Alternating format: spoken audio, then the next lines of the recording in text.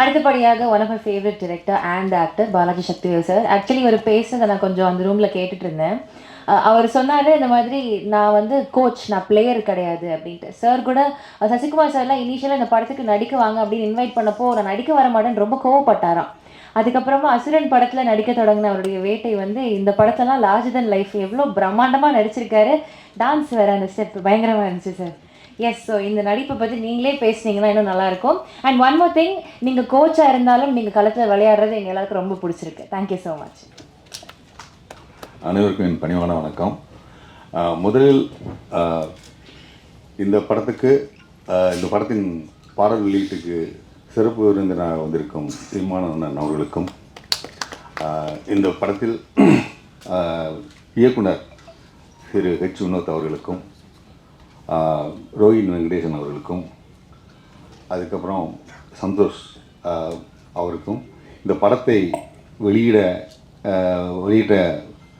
டைலண்ட் arts Ravi சாருக்கும், இல்லை ரொம்ப முக்கியம், மிக அருமையாக இசையமைத்திற்கு கொடுத்திருக்கிற ஜிப்ரான் சார் அவர்களுக்கும், அந்த லிரிசிஸ்ட் ரவி அவர்களுக்கும்,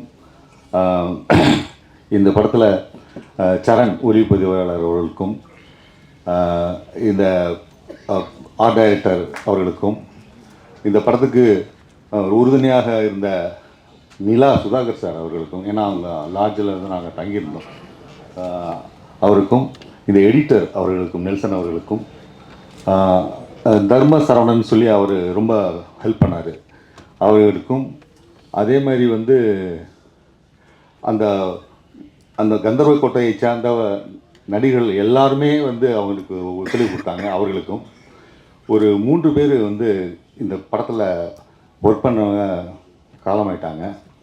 அவர்களுக்கும் ஒத்துழைப்பு கொடுத்த அனைவருக்கும் முதல்ல நன்றியை நான் தெரிவிச்சுக்கிறேன். அவங்களுடைய ஏன்னா சரவணன் வந்து இந்த படத்தை ஆரம்பிக்கும் போது அவர் ப்ரொடியூசர் கம் டைரக்டர், அவர் எவ்வளோ கஷ்ட சூழ்நிலையில் ஆரம்பித்தார் அப்படிங்கிறது எனக்கு நல்லாவே தெரியும்.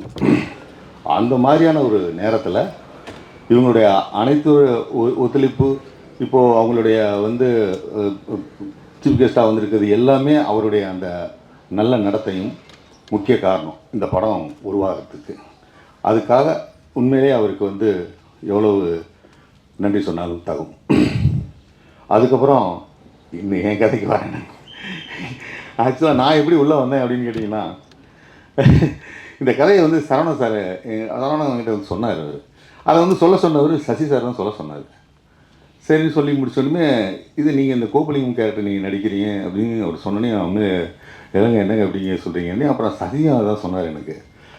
அப்புறம் எனக்கு வந்து ஏற்கனவே உங்கள் நாடோடிகளில் சமுத்திரகணி அவர் கூப்பிட்டா நான் உண்மையிலே எனக்கு கூச்சமாக இருந்துச்சு. நான் பிகின் த கேமரா வந்து நான் ரொம்ப ஈஸியாக இருப்பேன், ஆனால் அது ரொம்ப கஷ்டம்னு சொன்னேன். இந்த அசுரனில் வெற்றிமாறன் வந்து அவர் நடிக்க வச்சோன்னே இவங்க எல்லாம் என்னை நம்பிட்டாங்க. அவங்க நம்பிக்கை தான். நான் இன்னும் இப்போ நடிச்சிட்டேனா அப்படிங்கிறது எனக்கு தெரியலை. நான் வந்து டைரக்ஷனுக்கு வந்து நான் ஒரு உறுதியளிப்பேன், ஆனால் இதுக்கு நடிக்கிறதுக்குங்கிறது வந்து ரொம்ப கடினமான ஒரு விஷயந்தான் அது.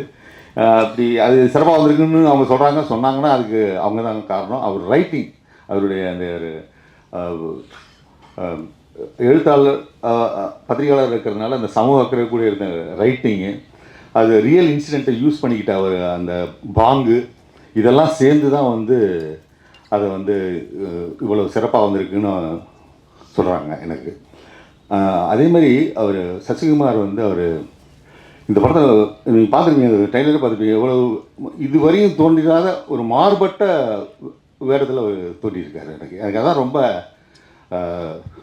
நான் ஃபஸ்ட்டு அவர் ஷூட்டிங் இருக்கும்போது 2-3 நாள் அப்படியே அப்சர்வ் பண்ணிக்கிட்டே இருந்தார். அப்புறம் அவர் பிக்சர் உள்ளுக்குள்ளே வரார் அவர்.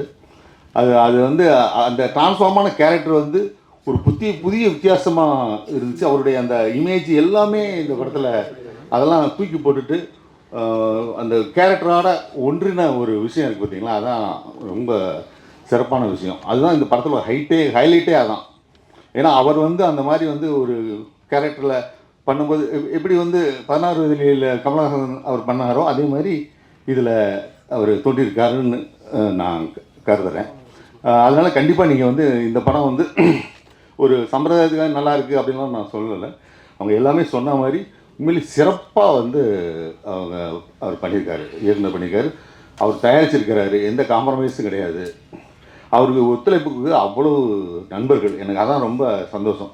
அவர் சொல்லும்போது தான் எனக்கு தெரியுது, வினோத் சொல்லி தான் அவர் ஜிப்ரான் சார் உள்ளே வந்திருக்காருன்னு சொல்லிட்டு. அவரோட இசை உண்மையிலே மிகப்பெரிய ஒரு இந்த படத்துக்கு மிகப்பெரிய ஒரு ஒரு ஸ்ட்ராங்கான ஒரு பில்லராக இருந்திருக்கு. ஏன்னா நான் டப்பிங் டயத்தில் கொஞ்சம் பார்த்துருக்கேன், ஆனால் இசைக்கு அப்புறம் பார்க்கும்போது உண்மையிலே அது ஒரு ஒரு வேறு லெவலில் இருந்துச்சு. அது எல்லாத்துக்கும் காரணம் வந்து அவருடைய அந்த கேரக்டர், அந்த ஒரு சரவணன் சாருக்கு வந்து ஒரு இயல்பான ஒரு கேரக்டர் இருக்காது. என்ன ரொம்ப ரொம்ப மென்மையாக தான் பேசுவார், ஆனால் அவர் எடுக்கிற விஷயத்தில் உறுதியாக நிற்பார். அதுதான் அங்கே உள்ளது. எனக்கு வந்து நேரடியாக பழக்கம் வந்து எனக்கு வந்து சச்சினுடைய அந்த ரொம்ப அந்த இயல்பான, அதாவது நடிகர், அதை தாண்டி ஒரு தயாரிப்பாளராக இருந்திருக்கார். அது எல்லாமே சேர்ந்து ஒரு சக மனிதராக, அற்புதமான மனிதராக நான் பார்த்தேன். அந்த பழக வாய்ப்பு கிடைச்சது எனக்கு ரொம்ப சந்தோஷமாக இருந்தது. கனி, நான் கூப்பிடும்போது வரல, நீ இப்போ வந்து நீ நடிக்கிற அப்படின்னு சொல்லி உரிமையாக வந்து கோச்சிக்கிட்டது, இது எல்லாமே எனக்கு ரொம்ப இதாக இருக்குது. எனக்கு கொஞ்சம் கூச்சமாக இருக்குது. அதனால் எல்லாத்துக்குமே வந்து இந்த படத்தை வந்து அடுத்த லெவலுக்கு கொண்டு போய் மக்கள்கிட்ட சேர்க்க வேண்டிய இது உங்கள் கடமை என்று கூறி விடைபெறுகிறேன். நன்றி, வணக்கம். இந்த மேடை ரொம்ப ஸ்பெஷல். எப்படி ஆரம்பிச்சதுன்னா, இரா சரவணன் ரொம்ப ஃப்ரெண்டு, நாங்களாம் வந்து ஒரு டீமு. நான், இரா சரவணன், இயக்குனர் ஹெச் வினோத், ரோஹின், நிவாஸ் எல்லாம். ஒரு நாள் வந்து ஹெச் வினோத் கால் பண்ணார். இரா சரவணன் ஒரு படம் எடுத்திருக்காரு, நந்தன் சொல்லிட்டு ஒரு படம், அந்த படத்தை நீங்கள் பாருங்கள் அப்படின்னு சொல்லி. மியூசிக் டைரக்டர்லாம் அப்போ யாரும் வந்து ஃபிக்ஸ் பண்ணலை, படம் மட்டும் எடுத்துட்டாரு. இந்த படத்துக்கு யார் கரெக்டாக இருக்கும்ன்ட்டு நீங்கள் யோசிங்க அப்படின்னு சொல்லிட்டு கூப்பிட்டாரு. நான் வந்து போய் படத்தை பார்க்குறேன். மியூசிக்லாம் எதுவும் இல்லை, எஃபெக்ட்ஸ் எதுவும் இல்லை, ஐ திங்க் டப்பிங் கூட பண்ணலான்னு நினைக்கிறேன். படம் பார்த்துட்டு இந்த படத்தில் ஒரு சில விஷயங்கள் இருக்குது, அது நீங்கள் பாருங்கள், படம் பார்க்கும்போது உங்களுக்கு புரியாது. நான் இப்போ சொல்ல விரும்பல. இப்படிலாம் உண்மையாகவே நடக்குதா அப்படின்னு எனக்கு தெரியல. ஏன்னா நான் ப்ராப்பர் சென்னையிலேயே பிறந்து, என்னோடய நேட்டிவே சென்னை தான். இல்லை தலைவரே, இதெல்லாம் நடக்குது, ஊர் சைட்லலாம் வந்து இது ரொம்ப ரொம்ப காமன் அப்படின்னு சொல்லி சொன்னார். அப்படின்னா நீங்கள் ஒன்று பண்ணுங்கள், உண்மையாகவே நடந்திருக்கு அப்படின்னா அவங்களுடைய அந்த ரியல் இதை வந்து நீங்கள் வந்து படத்தில் why don't you put it in the end card அப்படின்ற மாதிரி நான் சொன்னேன். ரோலிங் கிரெடிட்ஸில் போடலாமே அப்படின்னு சொல்லிட்டு அப்புறம் தான் வந்து மியூசிக்கை பற்றியே பேச ஆரம்பித்தோம்.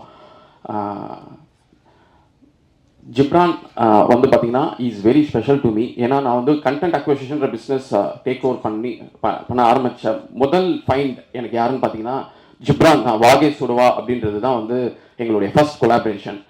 அப்போலேருந்து இப்போ வரைக்கும் நிறைய டெபியூ கம்போசர்ஸை நம்ம வந்து பேக் டு பேக் லான்ச் பண்ணிகிட்டு இருக்கோம். அதில் நாங்கள் லான்ச் பண்ண ஃபஸ்ட்டு டெபியூ டேலண்ட் வந்து ஜிப்ரான் தான். எனக்கு ஃபார் சம் ரீசன் இந்த படம் பார்த்த உடனே Ghibran will be the right choice அப்படின்னு தோணுச்சு.